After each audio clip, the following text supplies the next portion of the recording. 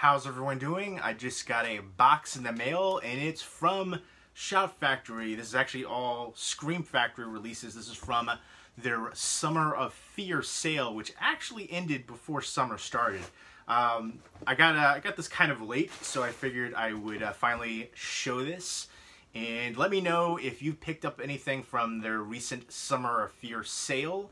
And let me know what your favorite Scream Factory release is and what you're looking forward to in the future from them releasing. They just announced a whole bunch of titles from Comic-Con and what you'd like to see them release in the future too, what they haven't announced yet. I like Scream Factory, but I do have a slight criticism that they re-release a lot of stuff that Blu-rays that have been released from other companies or that they've released themselves. Like a lot of ones that they've released, they've later put it out in steelbook form, or like the Night of the Demons, they have the Angela figure, but that was already released through them. Even Ninja 3 Domination, that was already released from them before too, but all the different steelbook ones, and there's a bunch of other titles that have already had Blu-ray releases that they just re-release and put in new cover arts. And yeah, I mean, sometimes the transfers are better, but sometimes it's very minuscule. But I like them as a company, and I'm definitely looking forward to the Critters box set and the Wreck box set. Those are probably two of my ones I'm looking forward to the most release-wise. And actually Single White Female. I was pretty excited they announced that one. But let's go ahead and get into the pickups here. First up is the Autopsy of Jane Doe. I actually did a full movie review of this on my channel, and I think it was actually the shortest movie review that I've ever done. I think it was like only like 3 minutes or something. So you can check that out on my channel. Show it some love.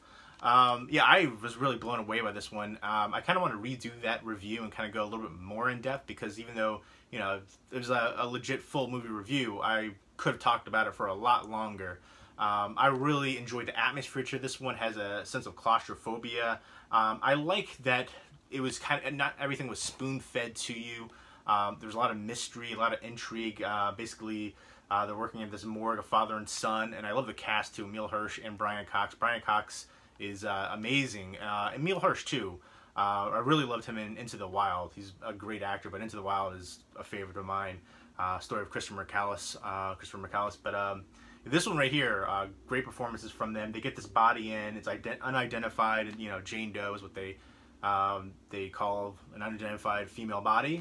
But basically, it's, you know, preserved, no signs of trauma. They're trying to get to this mystery. There's a backstory of where they found the body, and just as the movie progresses, more things are kind of revealed, and there's still even more intrigue and mystery. And I love how it all kind of comes together, but still a lot of mystery involved, and just really creepy and atmospheric, and I love the heck out of it. So happy to have this on Blu-ray now. There you go. Nice slipcover for it, and there is the disc artwork for both, and then there is interior artwork, which is pretty freaking creepy right there. You can focus in on the eye. But yeah, I really enjoyed the heck out of this one. Probably one of my favorite, I'd say in my top 10 favorite horror movies of the past few years. So pleased to finally, a lot of times like I wait on these releases for sales because I'm a bargain hunter. So very happy to pick that up for a good price. Next up is the Funhouse. And yeah, as always, let me know if you've seen these and which one is your favorite from the bunch. But yeah, Funhouse from Tobe Hooper. Let me know what your favorite Tobe Hooper movie is. And let me know what your favorite recent horror movie from the past like 3 years is. Or an underrated one too. Ones I should check out. But Funhouse from Tobe Hooper. Again, Life Force is my favorite. Funhouse would probably be my second favorite. Yeah, this is one, I wish this one would have had the slipcover, although I don't really love the artwork for it. I do like the artist though, Nathan Thomas Milner. He's done some great stuff, but yeah, I've never liked any of the artwork for this film. There's the one with the creepy lip, and then there's the one with the clown. This does have the reversible artwork. There's the lip right there, really creepy, and then yeah, there's the clown right there. I don't love any of the artwork I've ever seen for this one. I'm not a huge, I mean, I guess that's probably the best aesthetically, but I still don't love the look for it. But yeah, such a good movie. Basically a carnival comes into town, a fun house, and these teens go there, and they're kind of like hiding out, and they see something happen that they shouldn't have seen, and then they see this creepy deformed guy wearing the Frankenstein mask, and then they find out that they witnessed this event, this thing that happens, and they basically chase the kids down, and they have to fight to survive, and really good. I used to think this was underrated, but I think a lot of people know about it now at this point, especially in the horror community. But I love the look to the killer, really creepy, and definitely a classic look of that deformed face. And there are some really creepy parts in here too. This is another one that had really good atmosphere. But I would definitely recommend it if you like 80s horror, Funhouse. I do wish it had the slipcover. If anybody has the slipcover and wants to do a trade or something for it, let me know. Because if a movie has a slipcover and I get it without it, I feel like it's incomplete. I feel like it's naked. I'm like, don't look at it, don't look at it. So yeah, I'm probably going to be on the hunt for that slipcover. Even though I'm not a huge fan of the artwork, but again, I feel like it needs to have it, the slipcover. But very happy to add that to the collection. I was waiting on this one. I know Arrow Video had like a slip box edition, the window box edition, which I love those ones. I have a few over there, up there. You can see them in the back. But I wish they would continue to do those window box editions. I love those ones. And so I was waiting, because I think that was a region-free release. I was waiting to get that one. But this does have a good transfer from what I've heard. So I'm happy to get that from Scream Factory. Next up is The Devil's Candy. This is a Tot Man vs. Satan showdown. So, and this has a brand new director's commentary, music video, and more. I consider this like a heavy metal horror movie. Let me go ahead and take the wrapping off of this one. But yeah, I loved this one. This is really tense and suspenseful and creepy. All throughout, you have that like underlying sense of foreboding. It's just mounting tension all throughout. And I really, Ethan Embry was awesome. He was like this painter. He's a father, and they move into this old house, and it's kind of like in the middle of nowhere. And the house has a history, and one of the former residents is Crazy Pruitt Taylor Vince, who right there, who is so awesome. He's been in a ton of stuff, kind of a character actor, but he was really good in Identity, even though it was a really small role. I love that movie too, but he was so intense in this role. I freaking love it. I love the climax to this too. The music was awesome. Just everything about it worked well. Definitely one I would highly recommend. Again, another one I would consider heavy metal horror, and some good special features in here that I'm looking forward to checking out. And I love how the creepy backstory and how more is revealed about that too, about the killer and his motivations for doing what he does. There's the disc artwork, and then oh, it's cool. It's got the reversible artwork. I didn't even know it had that reversible artwork. I'm kind of torn on this one too. I love that it's kind of like a face made from the flames right there, which I dig. Is that, yeah? It's a paint, the paintbrush too. I just noticed the paintbrush in there, so it could be a mixture of that. Yeah, the paintings were pretty awesome and creepy too. But let me know if you like that cover or that cover. Kind of torn. A lot of times it's difficult because I am torn on that one. That is pretty cool. I like the artwork choice on that. Yeah, a lot of times they have some really good artwork on both the the commissioned one and the standard one. So pretty awesome. Definitely happy to add that to the collection. And next up is Saturn III. This is an older one. Trying to remember what year it was from. 1980.